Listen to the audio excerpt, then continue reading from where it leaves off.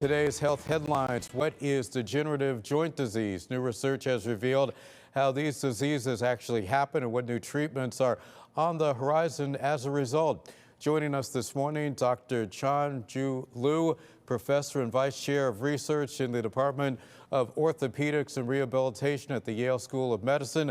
Doctor, great seeing you. Thank you for being with us. Let me start with the obvious question. What exactly is a degenerative joint disease? The joint degenerative disease, particularly osteoarthritis, is the most common type of arthritis. So that affects around 8% of global population.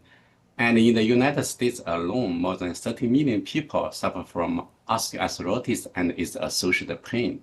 The disease occurs when the cartilage gradually breaks down and the bone rub directly against each other, causing pain, stiffness, and swelling.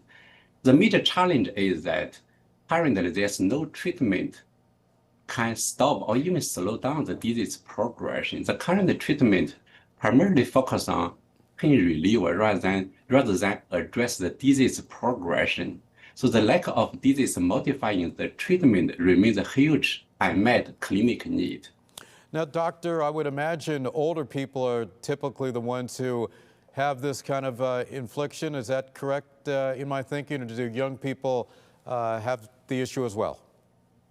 That is mainly, yes, young people may also have this disease, but it's a major age-associated disease. And for instance, recently our team report that enzyme called CBL2, which is a major mediator for inflammation and causes joint inflammation and aging in the osteoarthritis. We use the cutting-edge approach, such as like single-cell analysis with the human cartilage. So we found this enzyme is highly active in joint disease. And when this enzyme is blocked, and pain and inflammation are dramatically reduced. And more excitingly, we found the cartilage loss was also prevented, and the joint structure was beautifully preserved.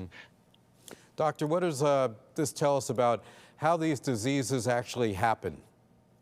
So yes, that is when this enzyme is overactive, and this causes the cartilage degeneration and inflammation, and also the cartilage getting heavily degraded. So that's why you have to block the activity of this enzyme, either pharmacologically or use the genetic approach. Doctor, we always hear about revolutionary treatments in medicine changing everything. Are there new treatments on the horizon to deal with this that can make things a little easier for doctors like yourself? So yes, this is the most exciting part of our discovery. So we also found that fixofenadine, a widely used over-the-counter medication for treating allergy, can block the activity of this enzyme and beautifully protect the cartilage loss. So that means this old drug has been used safely for many years in clinic, has potential to be repurposed as a new treatment for osteoarthritis. So of course, this is still at the early stage of, but it opened a door to develop the new treatment for osteoarthritis that not only reduce pain, but may also prevent joint degeneration.